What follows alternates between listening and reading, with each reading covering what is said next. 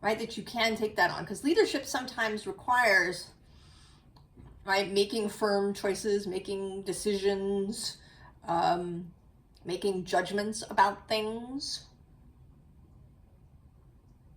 you know, being in charge. And there's beauty to that, because you get to make the decisions your way, and you get to do things your way, but you are also carrying that responsibility. And I think what's going to make it for you is to see that responsibility as fun. I do think of you as fun, Gemini. Here you are, 6 of Wands repeating. Very exultant, but not weighed down. Your head is not heavy while wearing the crown. Happy is the head that wears the crown. Joyful is the head that wears the crown. Exuberant, expansive, self-loving is the head that wears the crown. I mean, maybe it's partly because your crown here is, you know, sort of made of laurel leaves.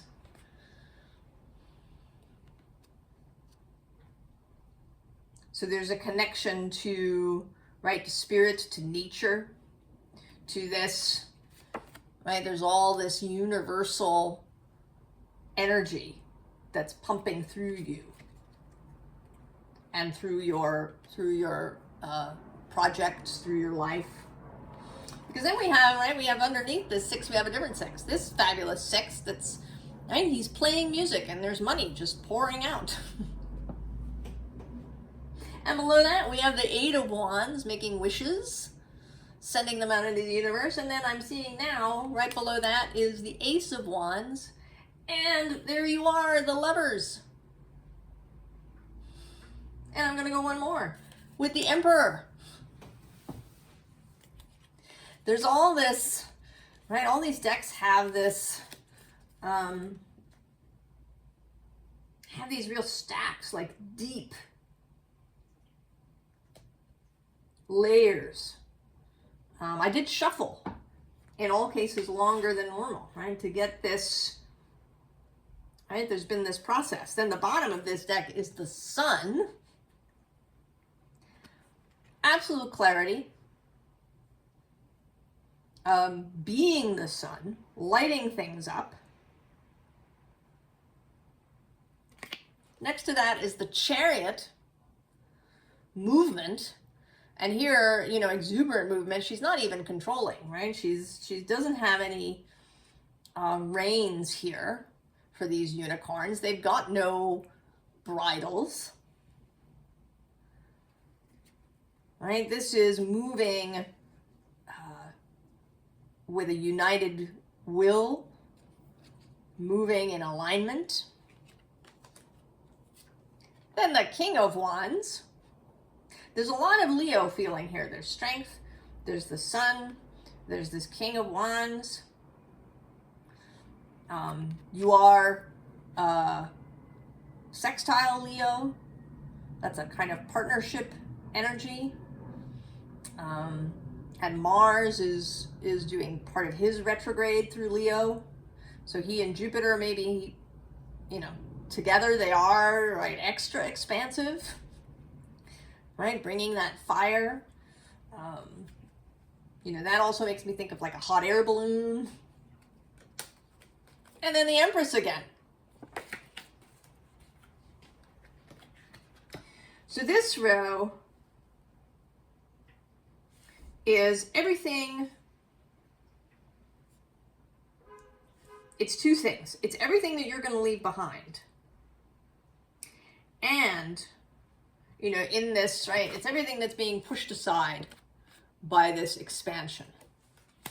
For you, and then for other people. When you know, move outward in this way and start interacting with other people, you're going to inspire movement in them as well. So the Five of Pentacles, The feeling of being left out or the feeling of not having enough.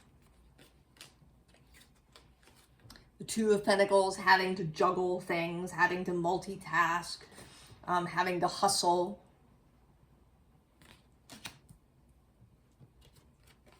The Four of Cups, boredom, apathy, the inability to see blessings that may be trying to get your attention. And then the Seven of Swords, kind of being in the head, not seeing clearly. You know, he's down here behind this rock while the sun is happening back over here. He's unaware. He's so focused on this one thought that maybe he's been polishing over and over and over again. All of that is being pushed out of the way by your expansion in your own life and then in other people's lives. So then we have this harmonics card, which says vibrational medicine, shared resonance, natural tones. And right below that, tune your frequency, boundaries, magnetism, energy clearing. And then actually below that, a card that has come out for you before, heart activation. But these two, in my experience, people with strong Gemini energy that I have known are musical. They may not play instruments themselves, but they are very attuned to music. I mean, one Gemini I know has the biggest music collection I have ever seen, or, well, he's not a Gemini, but he has a lot of Gemini energy. There's a Gemini I know who does love music a lot. He's got a big music collection too, and music is always playing around him. So I associate this, my music, with Gemini, especially listening to it. You know, maybe I'm sort of thinking that if you have never tried sound healing for yourself, that you might consider it, going and having a sound healing session. And there's many different kinds of sound healing. There isn't just gong baths, or singing bowl baths. There's other things. There's tuning forks. There's guided meditation with music. There's using your own voice for healing purposes within your own body. There's lots of stuff. So that may be for somebody. Maybe it's for one of you. I don't know. To explore sound healing. Maybe to train in it, perhaps, even. But for the whole group, there's a sense of getting into tune, getting into alignment. You know, both getting all of your internal orchestra to all play together, as well as you being in that vibrational harmonic alignment with your wider self and with Source and with this Jupiterian expansion. The bottom of this deck has Gentle Drift, which says there's no need to rush. Go with the flow. Trust. And what's mostly coming through here for me, right? She's in this apparently confined space. And she's looking out at this ocean, right? She's going to move from a space that is confined into one that is open. And then next to her is Kindred Spirits, which is an echo of the Lover's card that has already shown itself. It says soul family, vibrational magnetism. So that's a repeat of that idea that you should be right? That if you're in vibrational harmony, if you're in alignment, that you will magnetize, attract, resonate with everything that you want and everything that you want for other people. Because there is certainly, although this, right, we have self-love, our sacred selves, there is this underlying leader card.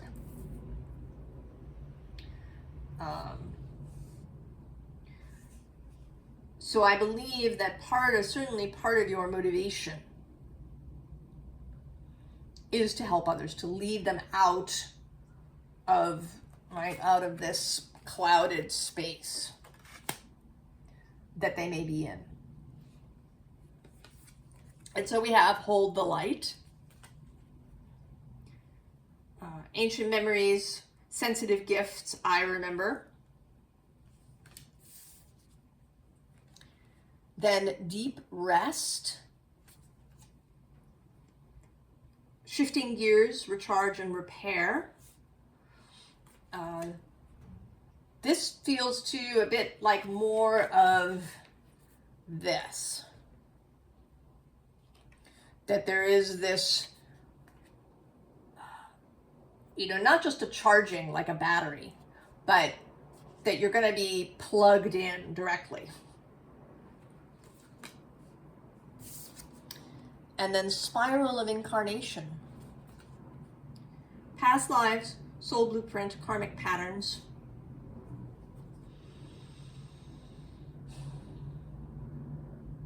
And she is seeming to me, you know, she is there. She's got this rose in her hand that she's gazing into. And there's this ripple of light that is coming out from her.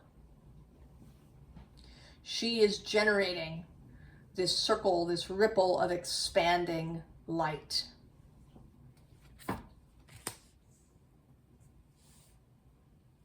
Gemini. Formal advice.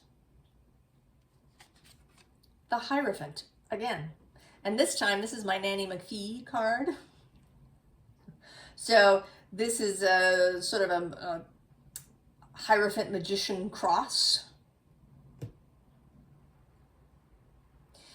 The magician is associated with Mercury and therefore with Gemini. So, I mean, we've seen monarchs. We've also seen the Hierophant, and then this Hierophant who's kind of, you know, more Merlin-like. So how this leadership component comes out may be different for all of you. There may be real authority, leadership, you know, of a company or of your family or your community. There may be spiritual leadership and teaching. There may be magical leadership and teaching, or shamanic. Or maybe, you know, sort of more in the background a little bit, leading more by example than in a direct way. Below that, we have lost and found. And this is something that has been kind of, I want to say shimmering through the readings. I'm not quite sure why I want to use that word, but I want to say that this idea of something that has been hidden, something that you set aside a long time ago, something that you hid away a long time ago or forgot, is now coming back in this process. Bottom of the deck, the Lovers again.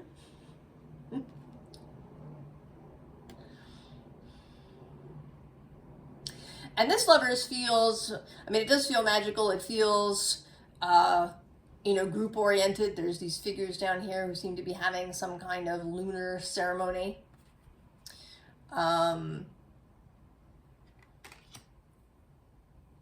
So there is more of a sense of the group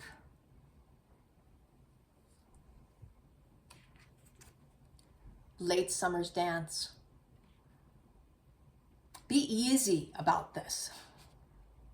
This is not meant to be stressful or restrictive, right? You're not being, chained down to a desk somewhere. This is, right, you're meant to dance through this, right? To polish your stars. This is not a chore. This is a joy.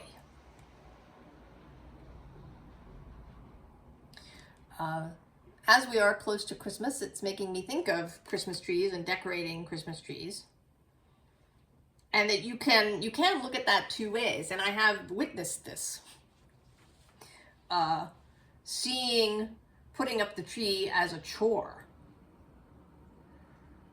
Putting up decorations. God, I have to do it. It's just for the kids, or it's just this chore that I have to do.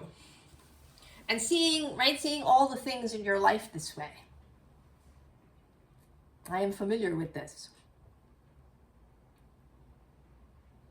Being sort of Ebenezer Scrooge-ish about it. Bah, humbug. Or, right, that you're polishing stars because it's really enjoyable. That when you get up there and you touch the star and you bring out its shine, there's an exchange that happens there. Right? There is something here about being present, doing a task, and really, paying attention to it, not multitasking. And there's different kinds of multitasking.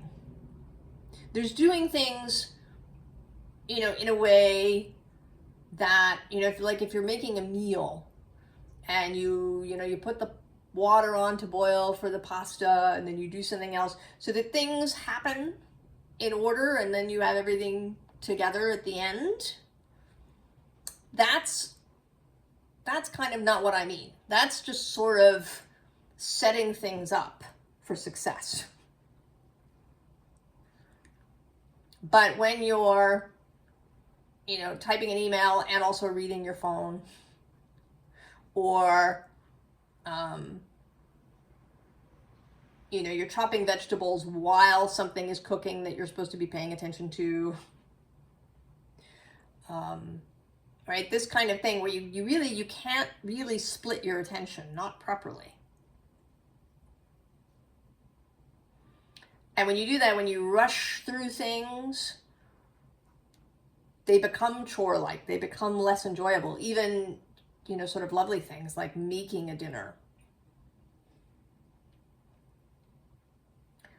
can become chore-like. So, enjoying yourself, savoring. And then I was a different person then. Okay? Allowing the change to occur.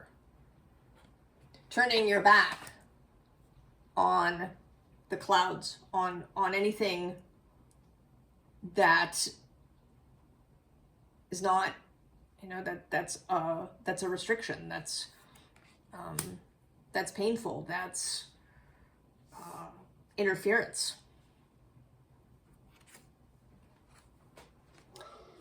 And then with the Seven of Cups,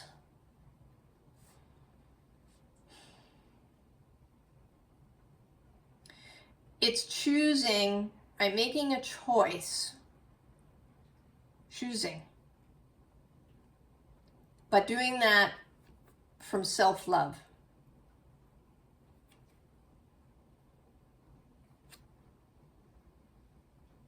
Choosing from self-love. And, not being intimidated by or overwhelmed by or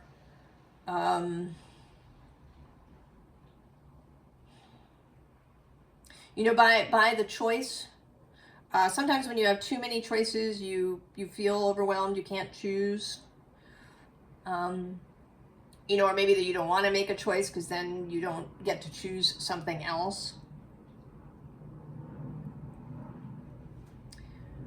choosing firmly and from a space of love.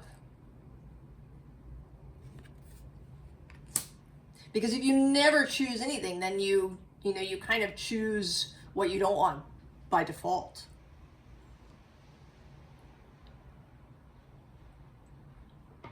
So choose. Choose from love.